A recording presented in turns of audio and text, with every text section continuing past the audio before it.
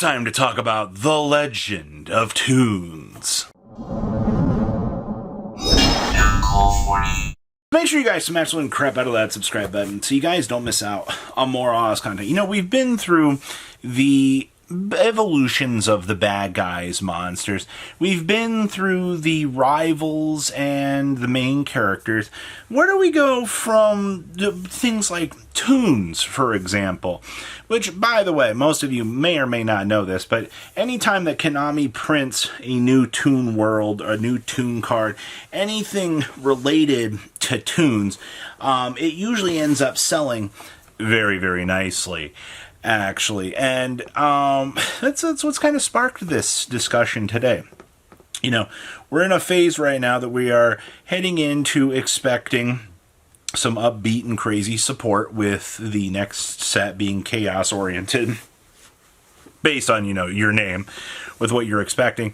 But that leaves us kind of hanging on the edge of our seat here, going, will we see some new Toon support overall to kind of spicing up that deck? Because it's very apparent that, you know, with these overframe cards, if you were to create something for Pegasus in the overframe department, no matter what it might be, it's going to sell very, very nicely. And also, to be fair, Pegasus and Cubics and all of this stuff, there's an entire point that we could just go and access and go through and look at all of the, I would say, like the villains, and we could appropriately give them some actual support for their stuff. Now, you guys also know I've been very adamant about Cubics also being on the support block for the upcoming year.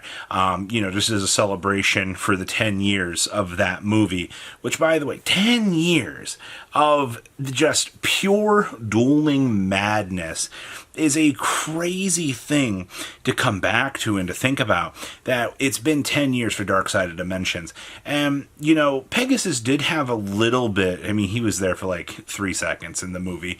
We did have the opportunity to see some, you know, little talks and discussions about, you know, just, I don't know, just in general. Also, there's also the topic of discussion about Time Lords, with 5Ds being off over here in the back burner as well. Because, I mean, we already went through Jack Atlas, we went through Usate this year. We gave them new support. I mean, Jack got absolutely rewarded. If you were a Jack Atlas fan for Resonators, you got some of the coolest support and some of the most exciting power-ups that anybody had wanted. Yusei got an entire dedicated structure deck, and we got even further beyond that. We got the chance, Yusei got the main character upgrades. You know, that new Stardust Synchron that's going to be one of those free extenders. Yeah, that's the good stuff. That's the stuff that we wanted to see that actually does change the fundamentals of the way that, you know, these decks are looking to be played. And that's wonderful. I honestly was super excited to actually see a world where we could see some of these power-ups actually coming to the dinner table and actually mattering. I guess we would consider them the Villains Saga. I can't imagine that Konami is just going to be one and done with the Prismatic Summons box, for example. I mean, it was really cool to see that, you know, the Thousand Eyes Restrict kind of represented Pegasus and was, you know, a good choice card to kind of, you know, enter back into the spotlight. And I mean, sure, you were able to definitely make that in an exciting piece, but that's not the same thing as making a stylized product to actually support them. So my next question becomes, you know, what other products can we do? Once again, I mean, Yu-Gi-Oh! Runs back to the nostalgia idea here, where it's like, you know, and actually this has kind of been the hilarious thing with the overframes. You know, up until the release of the overframes, everybody was just saying, man, we're so sick of nostalgia, you know, this has been the worst. And then we actually got, like, playable versions of these cards as retrained versions and huge upgrades, and automatically we no longer hear the argument in the back of the room, which was, you know, oh, this stinks. It was actually just a completely flipped narrative at that point, that players were just excited that they could get new cards. So there are points where, dare I say, the nostalgia that this game can actually produce you can actually have differing takes. And yes, I mean, nostalgia can be done correctly. It's just, you can't pump out the 19,000th Dark Magician alt art because people don't want that. What people want is they want new cards to play. And you got to remember, I mean, at this stage, I mean, we're only getting 600 to 800 cards a year that are new and potentially changing things. I mean, Yu-Gi-Oh! Does have a little bit harder of a time managing its card pool of over 10,000 cards. I mean, this is one of the few games that truly operates on its legacy format. And I mean, that's what makes Yu-Gi-Oh! So special.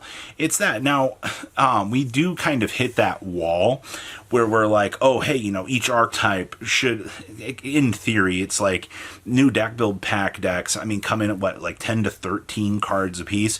It kind of feels like that Konami has this predetermined formula in their head of how they want each of these archetypes and each of these decks to kind of work. And that kind of creates the problem that we all kind of have in the back of our minds. It's like, you know, what about these archetypes that are 8 to 10 years old? You know, you have to actually go through and appropriately give them new support so that players actually do want to look at these decks. You know, players need to be able to have a chance to go, oh, hey, you know, if you're only giving an archetype only one card, how do you expect an archetype, you know, that is severely power crept at this stage, how do you expect that to actually work at this point? And that's where our problem comes here. You know, it comes down to like the modern philosophy. Not every archetype is designed equally, and that's what kind of causes a lot of these traffic jams that we kind of experience with modern era Yu-Gi-Oh! You know, we hit that wall that just shows, oh, hey, you know, unfortunately, there's only so much that we can progressively do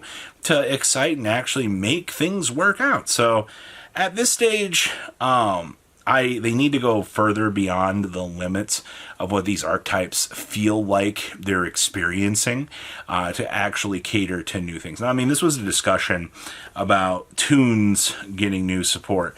And, you know, we've already explored the variations of limitations that Konami feels that archetypes might have. And if you are going to bring Toons into the spotlight here, and you are going to truly bring this deck up to speed and try to make Toons a competitive, God, to bring it up to a competitive viability, you would have to do so much craziness. The Black Luster Soldier and the Harpy Lady were great starts to giving the deck modern era effects. That was great. But 2 cards on, you know, a roster of what needs to be probably 8 to 12 in order to function. And I understand, like, you want decks to use the old cards, but you've also got to understand when you're looking at something like Toons, you're truly not going to be able to capture the essence of truly using everything in the entire roster of what the deck has. It's just not going to be possible. You're not going to be able to truly make use of Toon Blue Eyes. You're not going to be able to make the Dark Magician Girl in the Toon deck viable. That's just, it's not possible with the way that the current power scaling is. And actually, you would have to go, you can give the deck as many searchers as you possibly can, but these searchers need to be turning into search for a Toon spell and trap card, and they need to be turning into searching a monster as well. You know, you need these searchers. They have to generate advantage because Toons is one of the weird decks that does require tributes for their cards. So, I mean, your caveat is, you know, they do deserve new support. They do deserve a new opportunity to kind of, you know, come back into the spotlight for sure. But the reality is, you know, I don't know what we're going to be pulling off here for the rest of this year. I think the amount of new cards that we just got with the limit overframes was a good start in the right direction. I'm actually very excited to see, you know, how those are going to impact things. But the next question we got to start asking is, where do we go beyond this? You know, what are going to be the candidates? What are going to be the choices? What are going to be the ideas that we're going to look at and actually give some consideration to? And that's where I am right now. I think Toons are very much back on the table right now, and I think it's going to take a little bit of time to see where that's going to go, but I do expect actual good things to come from this. So what do you guys think? Please, leave a comment down below, tell me what you guys think, and you guys have a good rest of the day, and keep a little smile on your face, alright? Patrons! Thank you.